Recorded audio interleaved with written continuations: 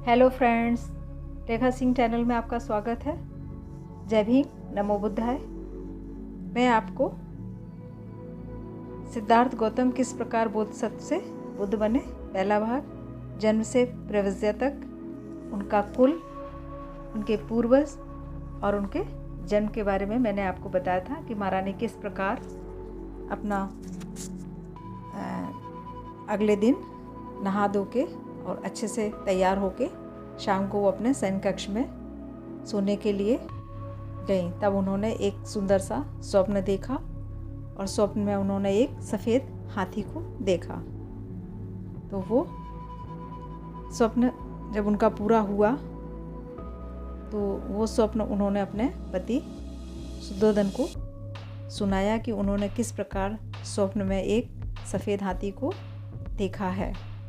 तो जब वो उनका पूरा प्रेगनेंसी का टाइम यानी गर्भवती जब थी वो पूरा टाइम होने वाला था, तो उन्होंने एक किसी शंका के कारण अपने पति से शुद्धोधन से जिद की कि मैं अपने इस बालक को जन्म अपने मायके में देना चाहूँगा। मायका उनका देवदाह था। तो वहाँ वो जाने के लिए गई। तो एक लुम्बिनी में बीच रास्ते में पड़ता है, बहुत सुंदर था। तो वहाँ उन्होंने उस बालक को, सुंदर बालक को देवदाह में, उसमें लुम्बिनी वन में ही जन्म दिया। तो इस प्रकार बुद्ध का लुम्बिनी वन में जन्म हुआ। और उसके बाद यह खबर राजा तक पहुंची और उसके बाद महारानी अपने ससुराल यानी शुद्धोधन के घर वापस पहुंच गई। तो वहाँ पे अब असित मुनि का आगमन हुआ। असित मुनि के बारे में मैं आपको बताना चाहूँगी। चलिए वीडियो शुरू करते हैं। असित मुनि का आगमन। जिस समय बालक का जन्म हुआ उस समय हिमालय में असित नाम के एक बड़े मुनि रहते थे। असित मुनि ने सुना कि देवतागण बुद्ध शब्द के उच्चारण से आकाश को गुंजायमान कर रहे थे। उन्होंने देखा कि वे सारे वस्त्रों को उछालते हुए प्रसन्नता के मारे इधर उधर घूम रहे थे। वह सोचने लगे कि क्यों ना मैं वहाँ जाऊँ और उस स्थान पर पता लगाऊँ जहाँ बुद्ध ने जन्म ग्रहण किया है। असित मुनि ने समस्त जम्बूद्वीप पर अपनी दिव्य दृष्टि डालते हुए देखा कि शुद्धोधन के घर में उस दिव्य बालक ने जन्म लिया है और वह अपनी प्रभा से प्रकाशमान हो रहा था। उसके ही जन्म पर देवतागण रोमांचित हो रहे थे। इसलिए वह वहाँ महान मुनि असित अपने भांजे नरदत्त के साथ उठ खड़े हुए और चलकर राजा शुद्धोधन के घर आए और उसके महल के द्वार पर खड़े हो गए। अब असित मुनि ने देखा कि शुद्धोधन के द्वार पर लाखों आदमी एकत्रित हो गए हैं। वे द्वारपाल के पास गए और बोले, हे पुरुष, जाओ राजा को सूचना दो कि द्वार पर मुनिराज खड़े हुए हैं। तब द्वारपाल राजा के पास गए और हाथ जोड़कर बोला, राजन, द्वार पर बहुत बड़ी आयु वाले एक वृद्ध मुनि खड़े हुए हैं और वो आपसे भेंट करने के लिए इच्छुक हैं। राजा ने असित मुनि के बैठने के लिए उचित आसन की व्यवस्था की और द्वारपाल से कहा, मुनि को अंदर आने दो। महल के बाहर आकर द्वारपाल ने असित से कहा, कृपया आप अंदर पधारिए। असित मुनि जब राजा के पास आए और उनके सामने खड़े हो गए और बोले, राजन आपकी जय हो, राजन आपकी जय हो। आप चिरकाल तक जीवित रहें और अपने राज्य पर धर्मानुसार शासन करें। तब शुद्धोधन ने आदरपूर्वक असित मुनि के चरणों में साष्टांग प्रणाम किया और उन्हें बैठने के लिए आसन दिया। जब उसने देखा कि असित मुनि सुखपूर्वक आसीन हो गए हैं तो शुद्धोधन ने पूछा, मुनिवर, मुझे स्मरण नहीं है कि इसके पूर्व भी हम आपसे मिल चुके हैं। आपके यहाँ आगमन का क्या उद्देश्य है, क्या कारण है? इस पर असित मुनि ने राजा शुद्धोधन से कहा, राजन, तुम्हें पुत्र लाभ हुआ है, मैं उसे देखने की इच्छा से ही यहाँ आया हूँ। शुद्धोधन बोले, मुनिवर, बालक इस समय सोया हुआ है, क्या आप थोड़ी देर प्रतीक्षा करेंगे?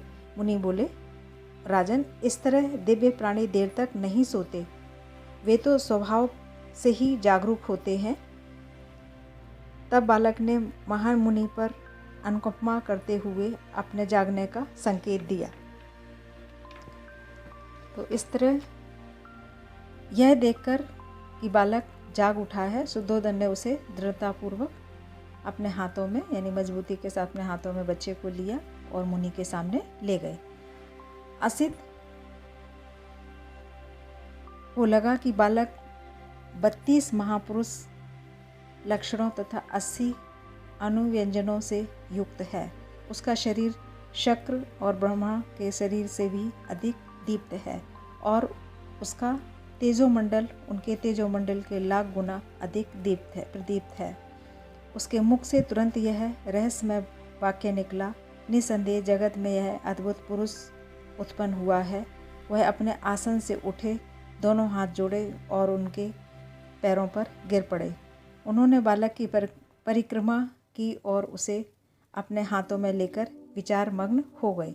असित मुनि पुरानी भविष्यवाणी से भली भांति परिचित थे कि जिसके शरीर में गौतम की तरह के 32 महापुरुष लक्षण होंगे, वह इन दो गतियों में से किसी एक को निश्चित रूप से प्राप्त होगा, तीसरी को नहीं। यदि वह गृहस्थ रहेगा तो वह चक्रवर्ती सम्राट बनेगा, लेकिन यदि वह गृह त्याग कर प्रव्रजित हो जाएगा तो वह सम्यक संबुद्ध बनेगा।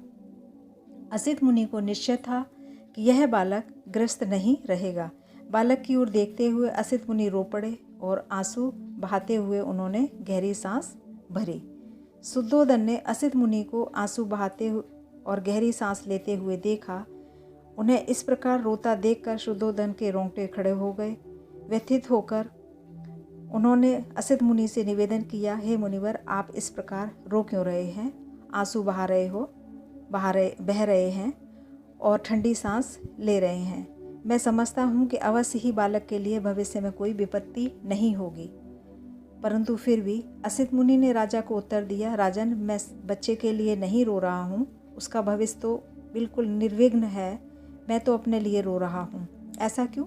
शुद्धोधन ने पूछा। असित मुनि ने उत्तर दिया, मैं जरा जीर्ण हूँ, यानी मैं वृद्ध हो चुका हूँ, वह प्राप्त हूँ और यह बालक सम्यक संबुद्ध होगा और इसके बाद वह अपने सिद्धांतों को उत्कृष्ट धम्मचक्र घुमाएगा, जैसा उससे पहले संसार में किसी प्राणी ने नहीं घुमाया।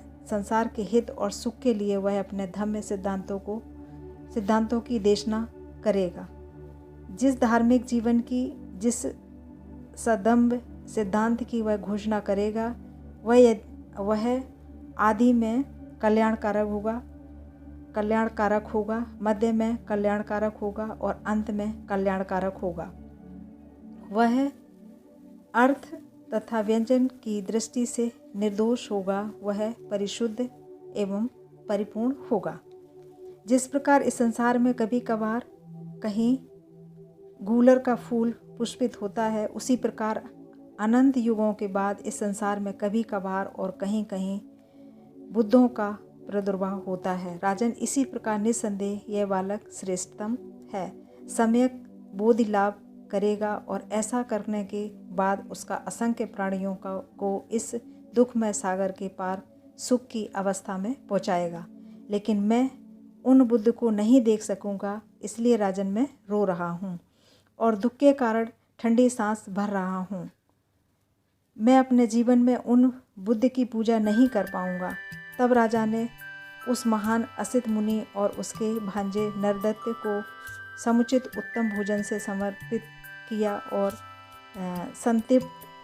तृप्त किया और उन्हें वस्त्र दान देकर उनकी परिक्रमा की। तब असित ने अपने भांजे नरदत्त से कहा, नरदत्त, जब कभी तुम्हें यह सुनने को मिले कि बालक सम्यक संबुद्ध हो गया है, तो उनके पास जाकर उनकी शिक्षाओं में शरण लेना।